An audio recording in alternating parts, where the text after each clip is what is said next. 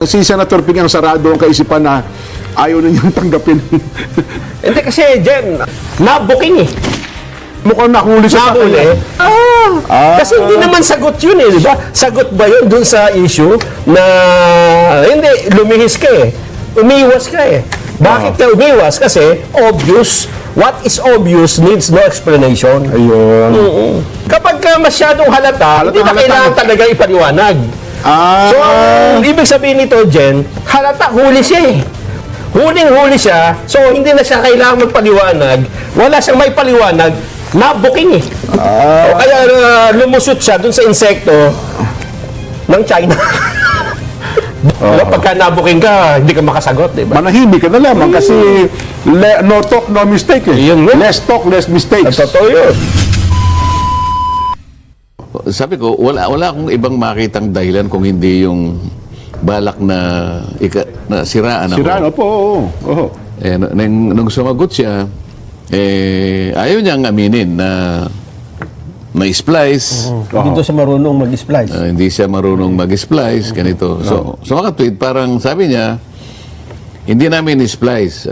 Yan ay mga excerpt, sabi niya, na pinili namin doon sa tuloy-tuloy na pahayag mo sa kinuha namin kanya doon sa CA conference recording ng CA proceedings. Sabi ko, talagang sinadya nila talaga. Opo. At hindi lang kasi minsan niyang pinalabas yun at siya ay naging panauhin sa iba't ibang mga interview na pinipilit niya na gano'n ang naging paninindigan ko. Sabi ko, pagka ganito, meron na siya talaga kakong direksyon na ganito yung gawin niya. Dapat naman proteksyonan ko naman ang sarili ko dahil ikinakalat na parang gano'n na yung sinabi ko. Pag hindi naman ako magpapaliwanag, baka yun naman ang isipin ng tao. Baka akalain ng tao ba, tama pala, yung paratang laban sa inyo. Oo, kaya nga medyo mahaba nga yung privilege speech, Jen, Nelson, Opo. dahil siyempre unang-una ikukumpara mo yung video clip. Yes. Opo. Pagkatapos ipipresenta mo yung mga pinagtabas-tabas, pinagdikit-dikit, pinagtapal-tapal na mga salita para makabuo lamang sa ng isang salita na magbabago yung kahulugan. Ngayon, yun ay ginawa ko, una, para depensahan ko at paliwanag ko kung ano talagang nangyari. Katungkulan ko siguro na ipaalam sa ating mga kababayan na hindi gano'n ang naging paninindigan ko. Ayun, Yun ang una. Ang pangalawa, para mabigyan siya ng panahon para gusto niyang humarap sa floor debates. Nandun naman siya. Ayun, sa plenaryo. Hindi ko yun sinabi sa media. Nakagaya minsan, dinidiscuss natin dito. Gusto ko nandun siya para sa ganun, tumayo siya at pangatwiranan niya. Tanungin niya At kayo. lalo ngayong makikinabang ang mga kababayan natin kung alin talaga at sino talaga nagsasabi ng totoo. Ang problema, hindi naman siya, nandun siya eh. Ipinasa daw po niyang manahimik na lamang. Parang gano'n. Kasi nga, hindi siya lumabas. Habang nag-discuss kayo nito, wala siya dun sa... Hindi, nandun siya. Nasa plenary siya, di ba? Nung time na yon. Noong una, nandun. Pagkatapos, pumunta yata siya doon. Meron kaming Senate Lounge. Opo. Nandun siya. Kasi, sinasabi ng mga staff ko, nandun po siya. At kahit naman nandun ka, kasi daming television doon, daming nandun, daming... Makikita niya, kahit siyang kahumarap doon, malalaman ko kung sino nagsasalita. Opo. So, alam niya. At maging sa opisina niya, may speaker po doon eh. Di ba? Oo, tapos lumilitaw pa, nung i-text ako ng mga staff ko, yung mga staff niya na nandun sa gallery, umakyat lahat, pumunta sa opisina niya. Nawala lahat doon sa gallery. Okay. Opo. So, yun ang nangyari. Ang parang narinig ko, sabi, it was tempting. Meron siyang reaction na after na itong privilege speech ninyo, hindi nga siya nakipag-usap, pero may pinost siya dyan na statement. Ito, tingnan natin. Ayan, Sige. Ayun. Yesterday, I was tempted but chose not to respond. I would have used a language that my colleagues may better understand. Tagalog mo muna, para English yan eh. Mahirap yan eh. Tagalog mo. Kahapon, medyo ang Tagalog ng tempted, medyo na Natukso ka. Natukso ako, parang natutukso na ako eh. Pero pinili ko pa rin na hindi na sumagot. Ayun. Ginamit ko na lamang ang mga salita I para would have used. Ayan. Iba yun. Hindi, I would have. Kung galing ibig sabihin, Tagalog mo mabuti. Ikaw naman eh. Oo. Baka mamaya ikaw ang makusang iniiba mo yung kanyang pahayag. Kailangan yung malinaw. Ayan, Ano ba ibig sabihin, Sir Nelson? I would have. Kanya, Gagamitin ko sana ang lengguwahe Yan. na mas maintindihan ng ating kasama. Ng aking Yan. kasama. Ito yun eh. Sa kanyang, in my better understand. Oo. Yan. Ang sabi niya, Chow Chong Boke Yobing. Ba? Chow Chong Boke Yobing. So pro-Chinese na rin ba ngayon si Senator Pete? Hindi, yun daw ang pinapatungkulan niya Akala ay ko yung pro-Chinese. kulig niya na mas nakakaintindi raw ng Chinese. Parang gano'n eh. Ayun. Parang patamay din yan eh. Ayun. It means you cannot explain eyes to a summer insect. Ang ibig sabihin nito, hindi mo maaaring ipaliwanag ang yelo sa isang insekto na nabubuhay sa tag-araw. Word for word. Pero ano ang malalim na kahulugan nun? Ay, ibig You sabihin- cannot explain eyes to a summer insect. Ibig sabihin yan, kung ang isang tao hindi naman naka-experience sa isang bagay, mahirap mo ipaliwanag ang isang bagay na hindi naman niya naranasan o naalalaman. Ayun. Parang ang sabi ang ibig daw sabihin niyan, it makes no sense para mag-explain sa taong hindi niya maintindihan yung sasabihin mo. Parang sarado ang isip. Oo, Ganun, ibig sabihin. oo.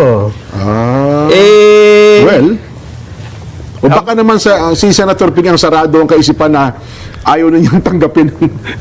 Hindi kasi, Jen, total, ngayon na yung sikat Iran, naghanap ako ng Persian proverbs naman na maring itapat dito sa Chow Chong Boke Yubing. Kasi ito, hindi mo ma-explain dahil yung summer insect daw, di ba? Oo nga. Yung So, yellow. tatapatan mo ito ng Eto, wikang ano to? Ito mas bagay. Wikang ano yan? Persian. Yung salita sa Iran. Matindi, Dating ano? Persian yan di ba? Oo nga. Nagaling ka ba dyan? Oo, dyan ako tumira nung isang araw habang binobomba. Ay, ano nga? Ano sinabi? Ang sabi sa isang Persian proverb, Ayan, Huache, Haujat, Be, Bayan. Tama ba yung diction mo? Tama ba yung... Dapat yan matapang. Ayan, Huache, Haujat, Be, Bayan. Baka tayo bombay ng ilan sa ginagawa. Hindi, ibig lang sabihin niya, Ano ba ibig sabihin sa English niya? English muna. what is obvious needs no explanation. Sa Tagalog. Kapag ka masyadong halata, hindi na Halata. kailangan talaga ipaliwanag. So, ang ibig sabihin nito, Jen, halata, huli siya Huling-huli siya, so hindi na siya kailangan magpaliwanag. Wala siyang may paliwanag, nabuking So ibig sabihin para sa iyo, mukhang nahuli siya sa Nahuli. kanya. O kaya lumusot siya dun sa insekto ng China. Doon sa pumunta sa... Kasi hindi naman sagot yun di ba? Sagot ba yun dun sa issue na hindi, lumihis ka umiwas ka Bakit ka umiwas? Kasi obvious. What is obvious needs no explanation. Ayun. So para sa iyo ay obvious na obvious. nahuli siya. Nahalata. Halata Pero pagka nabuking ka, hindi ka makasagot, di ba? Manahimik ka na lamang kasi no talk, no mistake Yun nga. Less talk, less mistakes. Totoo yun. Ayun, ang matindi pala doon. Pero teka lang ngayon po, Sen, ano na ang nangyari? Ano na ang... Nag-file ba kayo na natuloy ba yung ethics complaint tungkol dito? Yung tungkol kay... Di ba nung nakaraan sabi niyo parang plano niya ata sasampan niyo sa ethics committee. Ipapile din yun kasi kaya naman tumagal ng konti kasi inuna namin yung tuntunin sa ethics committee. Kaya pala nagpatawag si Senator JB noong isang araw. Kasi pa-publish pa yun. Opo. Hindi kasi pwedeng gamitin yun nang walang publication. So, meron pang revisions na ginawa kaya nagtagal ng konti.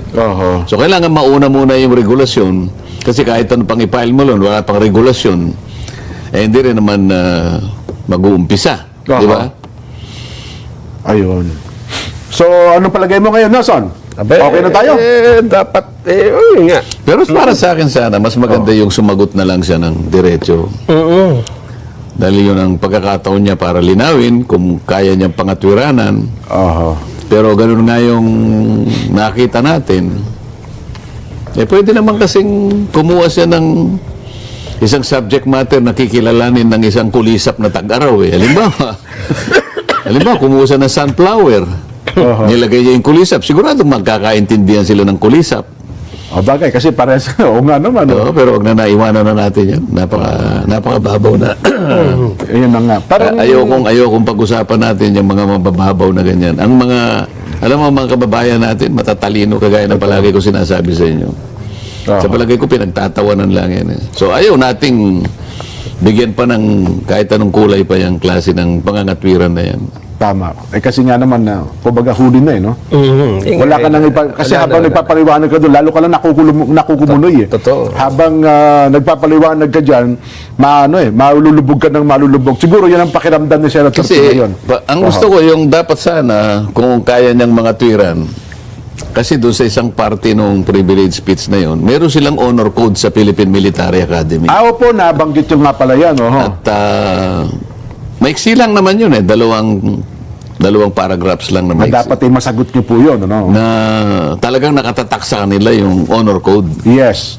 Na hindi nila babaguhin yun. Kahit bilang isang at yun PNL. itatransmit nila sa mga susunod na saling lahi. Oho. Hindi sila pwedeng lumabas doon at hindi pwedeng hindi nila ipaglaban yung honor code na yun. Oho. At tsaka siya pumunta rin sa naging speaker pa rin siya ron eh. Opo. Kinuha ko yung salita niya na sinasabi niya yung Sa PNA, gano'n nga pala, alumni, opo. meron siyang salita ron eh. Na kanya yung katotohanan, yung ganito. Yes. Yung katapangan, halimbawa, ay nasusukat lamang halimbawa, sa panahon ng paglalabanan. Pero yung integridad, sabi niya, mas matetest mo, sabi niya, sa mga taong kanyang merong kapangyarihan.